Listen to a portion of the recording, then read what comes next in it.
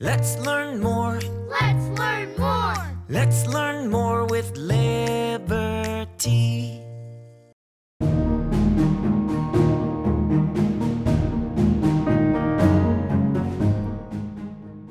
Things were not looking good for Washington and his Continental Army.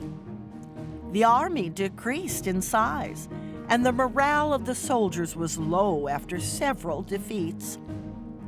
Few believed that the Patriots could defeat the British to secure liberty, but Washington was not ready to give up. On December 19th, Thomas Paine published a pamphlet called The American Crisis. Washington was inspired by its words, so much so that he ordered this passage to be read to his soldiers.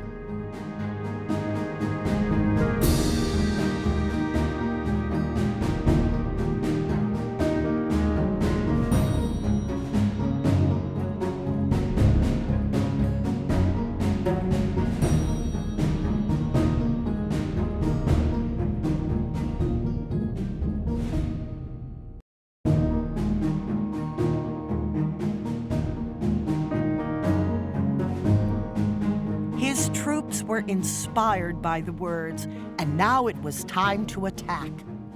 On Christmas Day, 1776, Washington's army crossed the Delaware River from New Jersey to Pennsylvania at the present-day city of Trenton.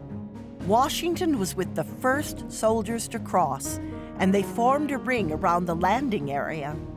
The British were taken by surprise, and 1,000 British soldiers and much-needed supplies were secured. A victory that marked a turning point in the Revolutionary War.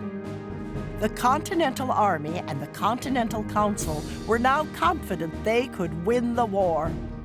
However, Washington knew that the British would seek revenge, so he decided to face the British back in New Jersey. On the morning of January 3rd, 1777, Washington and the Continental Army reached Princeton and quickly defeated a much smaller British force there. The British, having been defeated for a third time, retreated nearly all the way back to New York, where they hatched a new plan. They would attack from the north, the south, and the west before meeting in Albany, New York.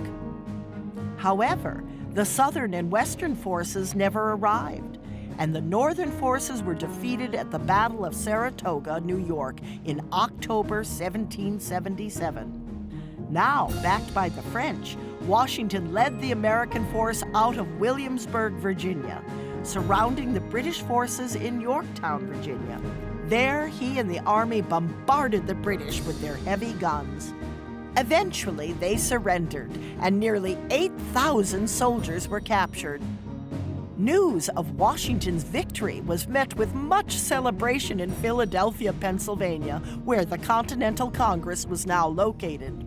The British Parliament soon after voted to end the war, and the Treaty of Paris made it official. Article 1 of the treaty identifies the United States of America as free, sovereign, and independent states. Having secured America's freedom, Washington ended his military career by resigning as commander-in-chief in December of 1783.